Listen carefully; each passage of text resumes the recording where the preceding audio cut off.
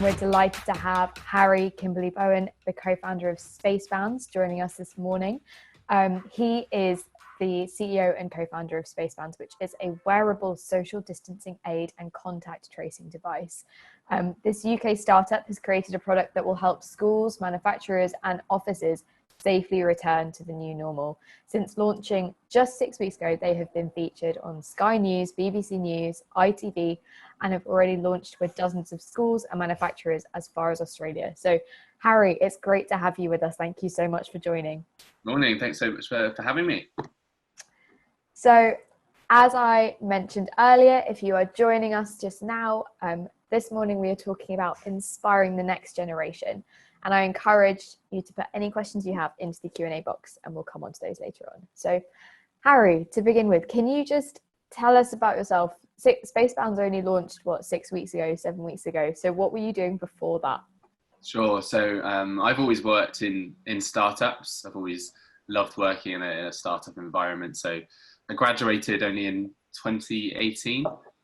Seems like a lifetime ago now. But since graduating, I went straight into working for a baby food startup, which is a bit of a distance from where I am now. But I worked in a team of 5 to launch now a leading baby food brand in the UK, which was a really exciting experience. I had a really intrinsic role there to learn exactly how business is formed. And I then went on to start my own startup, which was a sustainable food and drink business, where I collected waste fruit and veg because of their shape and size. And I then went on to create smoothies and sell them into retailers all over Brighton, which was really exciting. And then I went on to help launch a coffee brand in Bristol, again, a startup coffee brand, and drove them to profitability and headed up all their sales, which was exciting. And then a couple of months ago, COVID obviously hit, and my best friend and I, Ronan, who's also my co-founder, we're talking to a lot of friends who were primary school teachers. A lot of them were new parents, and it was really clear that they all had the same anxieties and the shared concerns about children returning to school, and the main concerns coming from effective social distancing and how children will be kept apart.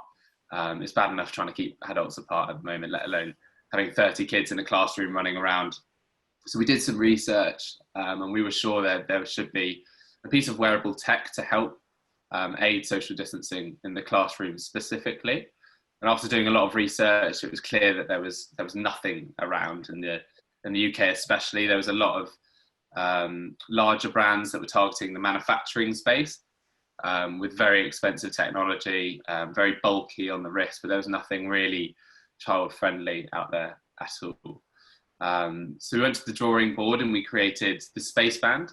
And the primary function of the Spaceband is it's a wristwatch which beeps and vibrates when 2 children get too close to each other. So initially we set that at 2 meters, but since then we've developed an app which controls all of the bands in a certain space. So that allows you to change them from 1 meter to 2 meters to 3 meters. And now you can set them to kind of just vibrate or just to beep. You can silence them if you want, so a teacher can turn them off in a classroom if they're a distraction at that time. And we've just added a feature as well, which was important to a lot of our users, a contact tracing feature. So you can now access each band's contact tracing history as well. So not only will that tell you which bands have come into contact with each other, but it will also tell you the duration that those 2 bands came into contact as well. And if you're keeping up to date with the ever-changing guidelines, that's a really important feature right now, is to know the duration that 2 people come together for the transmission rates. And that's really kind of how Spacebands was born. So in short, it's a wearable piece of technology to help aid social distancing and contact tracing in different environments. So that all happened, like you said earlier, 2 months ago. It all kicked off. So where have you got to now? So yeah, it's very unusual in terms of the startup process. Startups I've worked in the past, you've kind of got months and months of research phase, which we've kind of had to throw out the window because we've obviously had to act really quick on this. So since, God, it seems like forever, but yeah, it was about 2 months ago when we had the initial idea. But since then, we've kind of built the website, we've built the app, we've now got a finished product that we're really happy with. We're constantly updating our firmware in the background so that they're up to date with UK guidelines. We've just started shipping bands to Australia as well, so we can adapt our firmware in the back end to make sure that they're relevant in the nation that they're being shipped to. So that's where we're at the moment. We've got a finished product that we're super happy with, and we're now shipping them to customers, which is really great. But we're now at a phase where we know that we need to grow much faster than we're growing right now, because we're well aware that we've got time restraints attached to our business. So we're now seeking our first round of investment to really help us propel ourselves into the UK market and overseas markets as well. Mm-hmm. So I think the thing that is so exciting about what you guys have done is how quickly you've done it. I mean, 2 months is not long. You've already been interviewed on Sky, and like we talked about earlier, lots of different people are already picking up this idea. So how have you managed to do it so quickly? Yeah, it's helped that Ronan's, my co-founders, moved into our spare room pretty much. So every night we're kind of crafting away, which has helped. There's been a few fallouts, but yeah, the traction we're getting is incredible. We've been overwhelmed by the positive responses that we're getting so far. So in our first week since launch, we launched into we're featured on BBC News, which was super exciting. We actually went back to our old secondary school to film with BBC News, so that was a nice story attached to there. That's where Ronan and I met. But yeah, since then we've been featured on ITV, Sky News.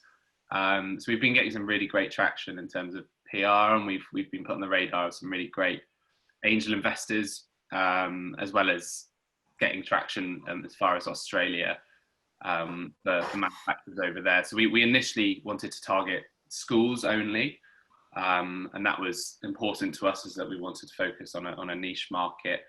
And it wasn't our intention to expand into manufacturing and care as quickly as we did, but we started getting inbound messages from, for example, this leading manufacturer in Australia, who are obviously back in lockdown now, but being a manufacturer, they have to have their workers come in and operate as normal, I guess. So they've invested in spaceband technology for their staff, so they help to alleviate those concerns that they have about returning to work, knowing that people are aware of how large the distance should be between each other, and then also knowing and having that relief, knowing that their contact tracing history is being recorded in the background. We do that anonymously. It's not like we put in your names and dates of birth. You're just assigned a number. So should someone show symptoms of COVID-19, they can then log on to their band and just see which other numbers they've come into contact with, and then they can let everyone know respectively. So yeah.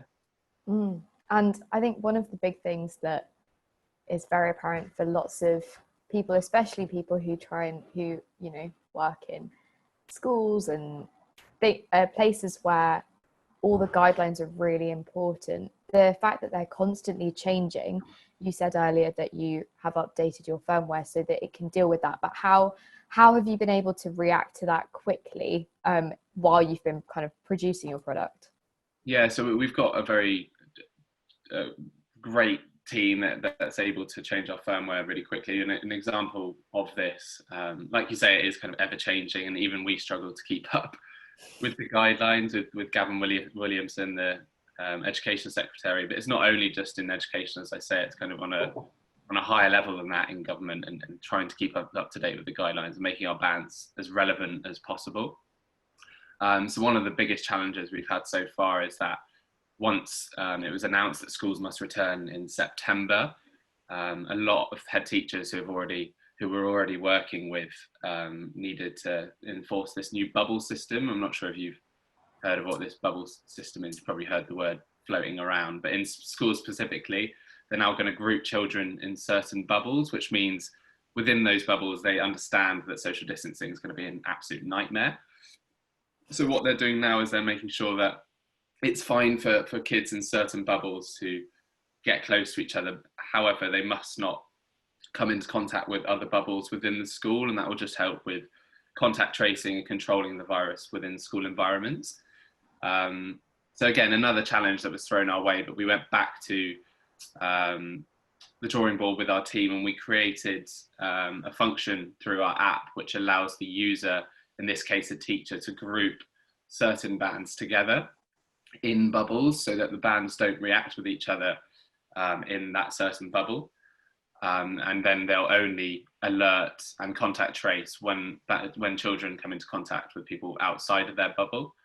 So that's just an example of one of the big changes that was thrown our way in order for kids to safely return in September. But we've now changed our firmware to make sure that they're suitable to make people feel safe when they go back to school in September. So yeah, in short, a lot of hard work kind of is done in the background to make sure that this is that they're up to date, and I can't envisage that ending soon. I think that will happen for a long time now over the years as social distancing rules change.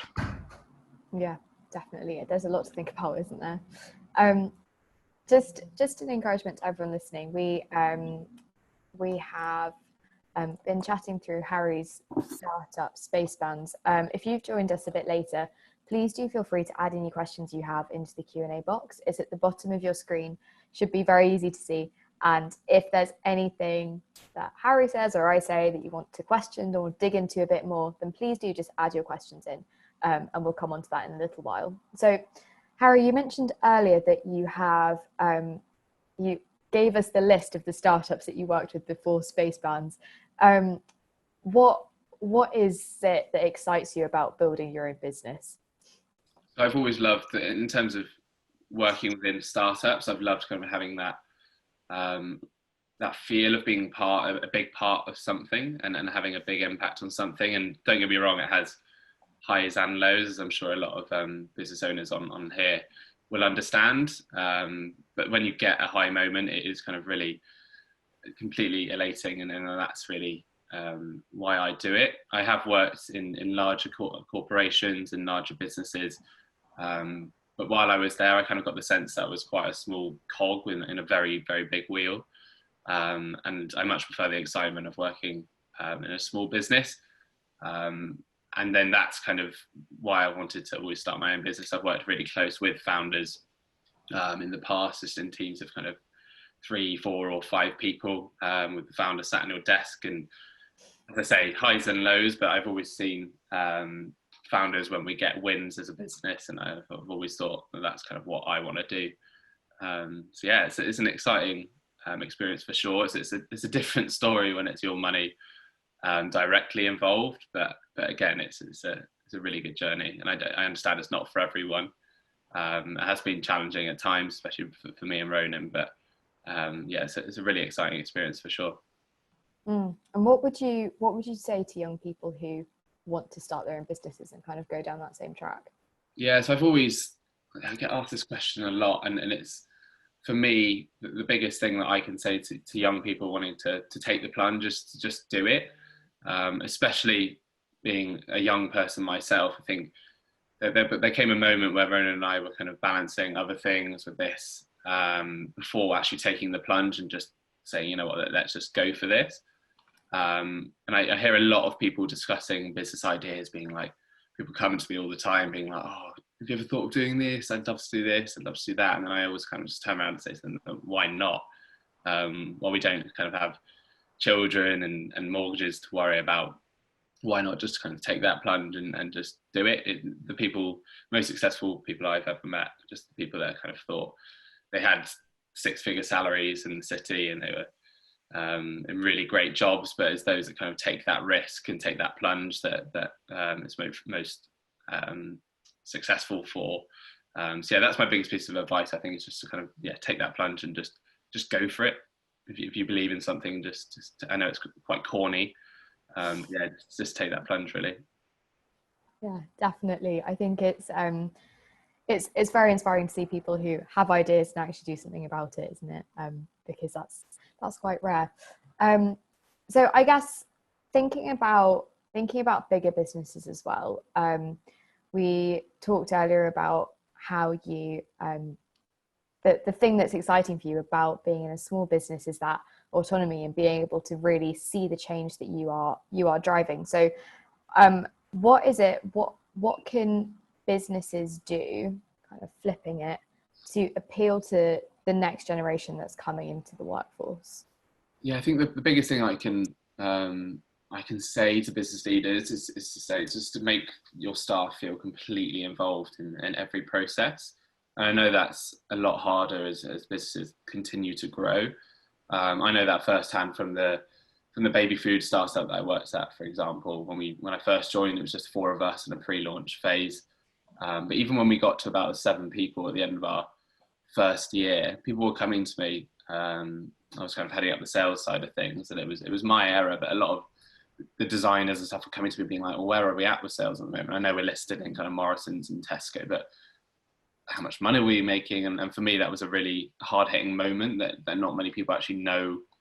And this is just in a team of 7 people, not 700 people, but that for me was when the kind of penny drops. I was like, okay, actually no one has transparency here.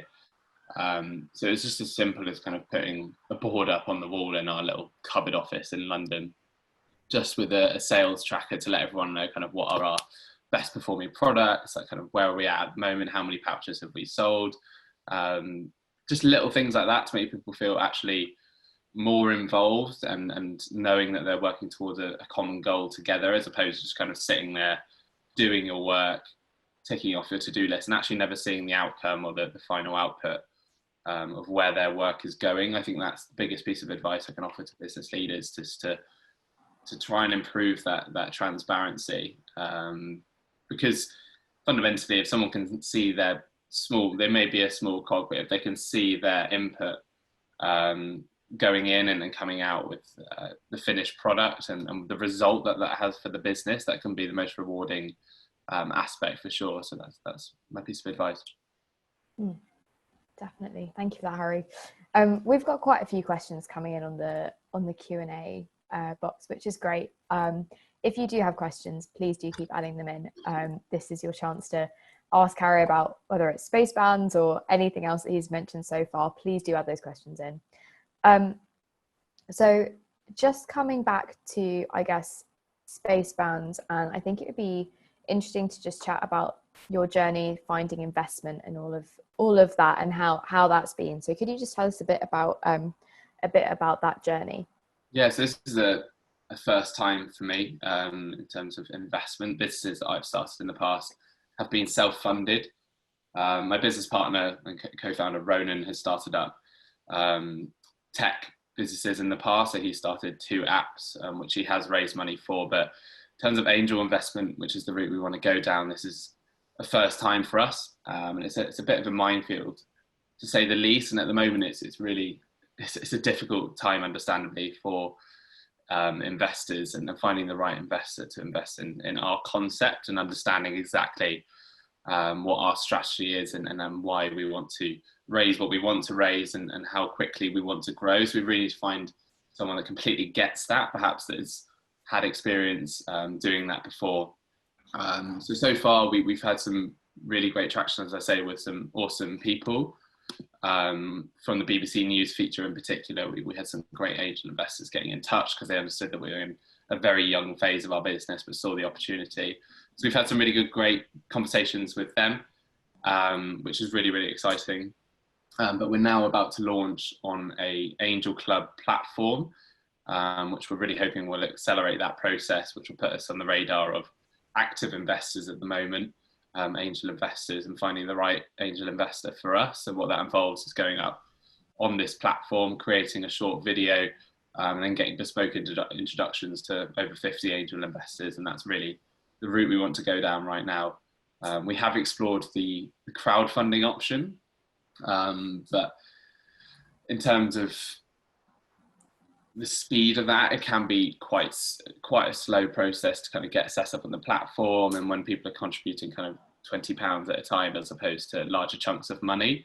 As I'm sure you can appreciate, the length of our business has a bit of a question mark around it. We're well aware that we are against the clock with a COVID related product for sure. So angel investment for us right now is the best route to go down to get money quick, so we can grow at the rate that we want to grow and expand into international markets as soon as possible. Definitely.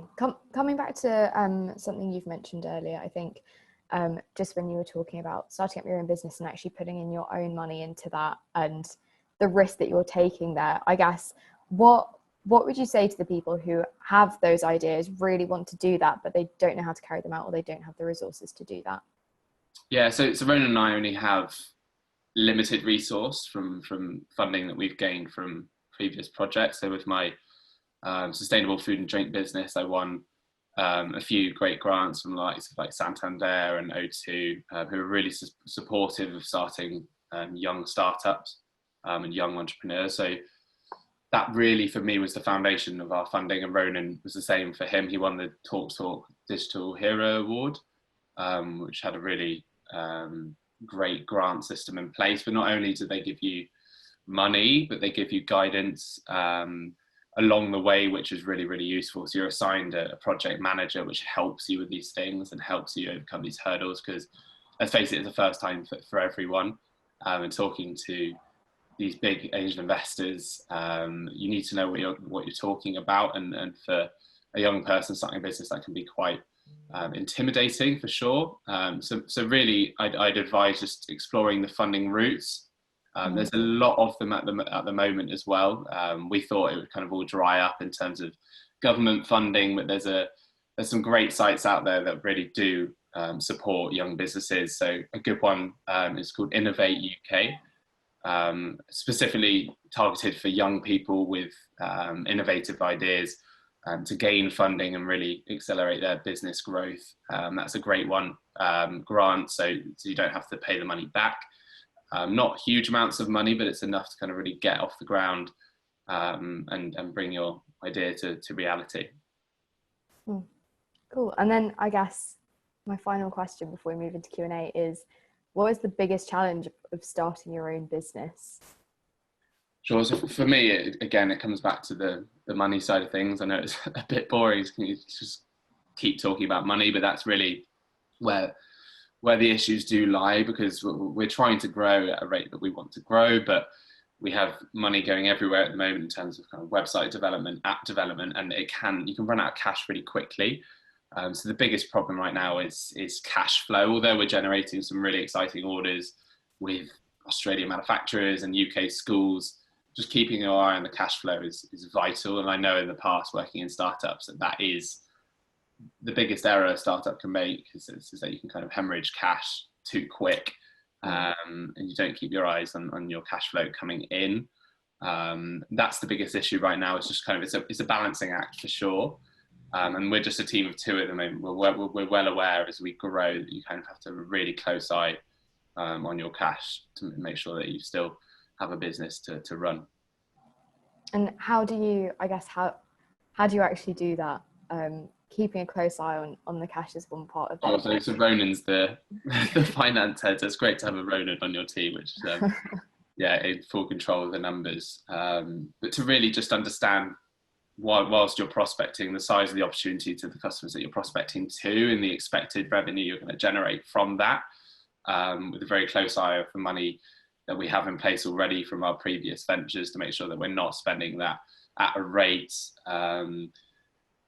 too quick for the money that we're generating, really. So it's just that balancing act of knowing that we've got £5,000 coming in from here, therefore we can release that from our personal funding to invest in our marketing opportunities and our sales opportunities. Great. Well, Harry, thank you so much for answering those questions. We will come into the Q&A now. We've got questions that have been coming in throughout this time. Again, it's not too late to add a question. If you'd like to ask Harry something, please do just add that into the box at the bottom of your screen, and we'll come on to that in a bit. But I think the first question that we have here is from Stephen. So Stephen, thank you for asking this. He's asking, what part do mentors have in a young entrepreneur's journey? A huge part. I don't think I'd kind of be where I am right now without the mentors that I've had along the way, whether that be my managers in the startups that I've worked in, or mentors from Santander on my funding scheme, but they've kind of really shaped the way that I am. Some great tutors at university were paramount really in me kind of growing as a person and just showing me the ways to go, what to do, what not to do. So I think that's vital, is to kind of really pay attention to the young people on your team and give them the nurturing that they need, and to shaping them to be the best person that they can be. So I think, yeah, it's been a vital thing in my journey for sure. I don't think I kind of really take that punt and this leap really without supportive people around me, kind of saying that that's going to be the right thing to do, and just to go for it. So yeah, for sure, it's so important. And you've mentioned this already, about when you're talking about your investment journey, but Sean Taylor has a question here. Thank you, Sean. He's asking, where do you go for your funding? So right now, as I say, so it was self-funded up until a couple of weeks ago.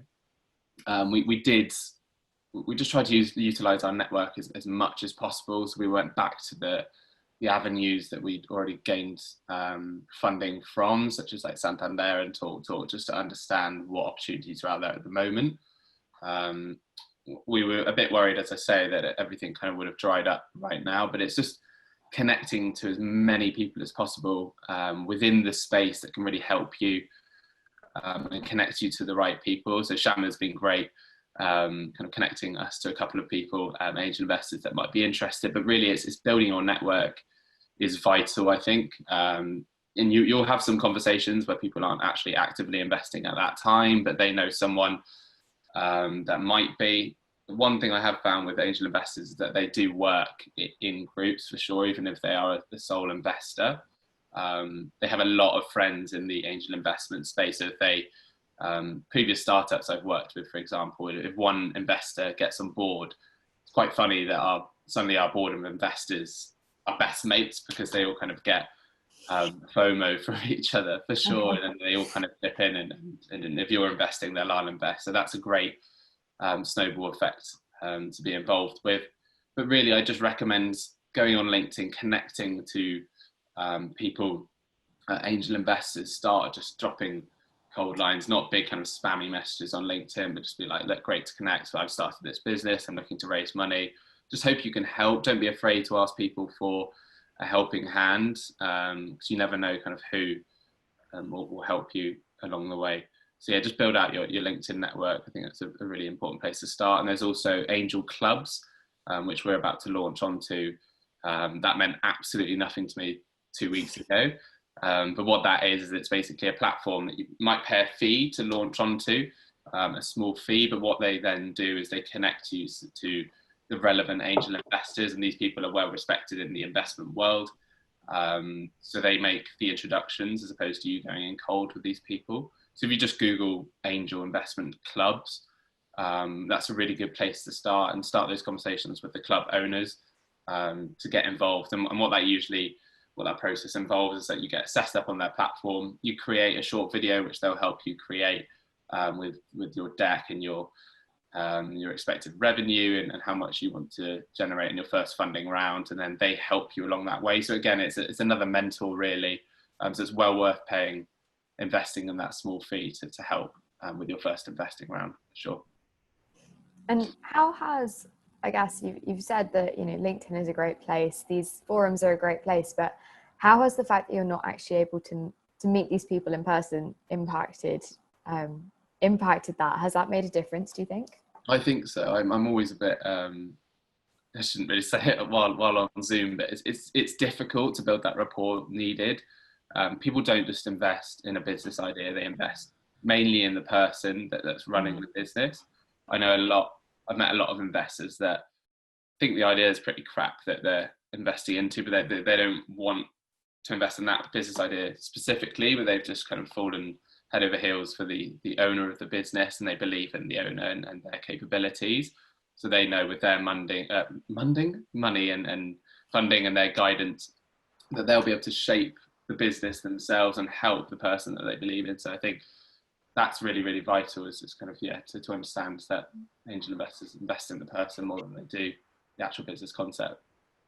And coming back to young people, and if there are kind of younger people who are just entering the workforce now who are on this call, how can they be standing out to employers as they're looking for jobs now? Again, this is a question I get all the time. I don't think there's any silver bullet, but something that's really helped me is to make those personal connections. I think a lot of people are in a position where they're getting great degrees, and I came out with kind of a first class degree, which is great, but then in my university alone, there's kind of 200 people that graduated with the same degree as me in the same classification. It's like, okay, how do you really stand out here? So a great example of this is that actually my founder right now didn't look at my CV at all. So the coffee company that I worked at, they didn't even check my CV to check my qualifications whatsoever. And that's all because of the first impression that you make.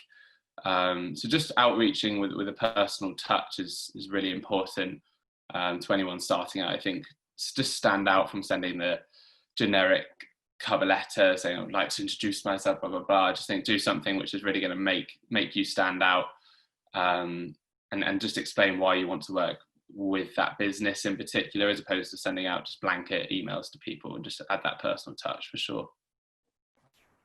And final question that's come through, and you've again touched on this already, but if you could give one piece of advice to business leaders on inspiring the next generation, what would it be? So I think everything from the recruitment process through to hiring people and actually nurturing them on the journey, it's very easy to kind of, especially with junior members of the team, is kind of just let them carry on with their small pieces of work, whether it's kind of controlling social media or anything like that, and just like kind of leave them to it. And it is a lot of effort, I know, to kind of put time in every week for a one-to-one and help that person grow, but it really does pay dividends in the end when someone feels a real kind of intrinsic part of that company, and they will stay with you for a long time if they feel valued. And I think there's many different things you can do to make someone feel valued, but just weekly one-to-ones and making them feel really important is a really great thing. And as I say, having that transparency in a business and being involved, if you're raising money, for example, to give everyone just that transparency of where you're at. It's just simple things like that I've been involved with in previous startups. And it's just like, you just sat there at your desk, and although there's 6 of you in a room, it's actually surprising how little you know about the business and the bigger picture. But involving everyone in that dream that you have as a business leader and your mission, and really kind of getting everyone fired up and working towards that, I think that's so important. So you can actually share, although it's not your business.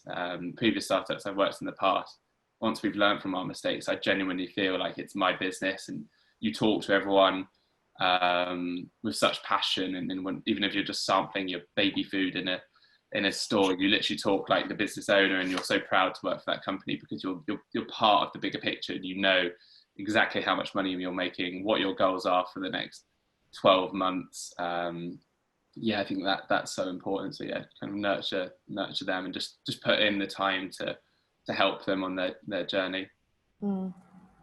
And I know I said the last question was the final question, but we've just had another question come through, which I think is a really good one. So I'll just ask that, and then we'll close.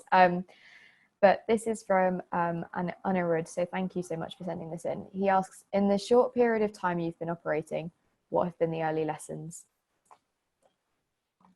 So being a really small team of just 2 people, we have very, very limited resource. It's really kind of focusing on what will be the most fruitful opportunities for us, and identifying the best things to focus on at that time. We spent a lot of time, for example, prospecting state schools.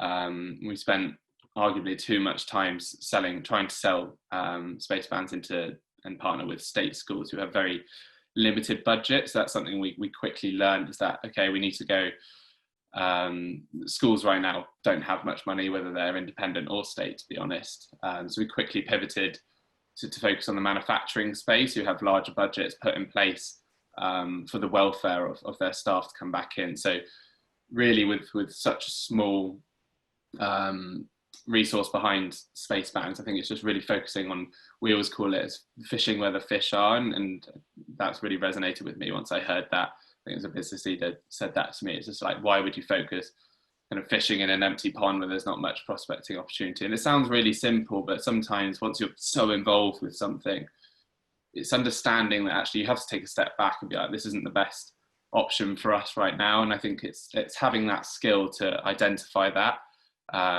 in that you can turn your focus somewhere else. I think that's the best thing for us. So ever since we pivoted to focus on a wider market and not just niche ourselves into schools, that's kind of really where we've generated a large amount of revenue, and that's where we see the biggest amount of our growth right now coming from. So yeah, that's the kind of most exciting thing about space bands, is being able to pivot. And larger companies have difficulty pivoting, for sure, because there's a lot of different layers that kind of decisions have to be made, and that's why startups are a lot more agile. I don't think that's a big sweeping statement, but they tend to be more agile than the bigger companies because they can make decisions really quick. So that's my biggest piece of advice, is being able to adjust and be completely agile like a little small fish, as quickly as possible to the ever-changing market, especially at the moment. Great. Well, Harry, thank you so much for sharing all of those thoughts, those pieces of advice. And it's been great to hear more about the space bands journey. So thank you so much for joining us. Thanks so much for having me. If anyone's got any questions or they want to connect on LinkedIn, I don't know if Shama will send around my personal email with space bands, but I'd love to hear from anyone or have a chat. If I can help anyone, or anyone's out here that wants to have a chat about anything really that we've spoken about, yeah, just give me a shout. Great. Well, thanks again, Harry. It's been great to hear the story.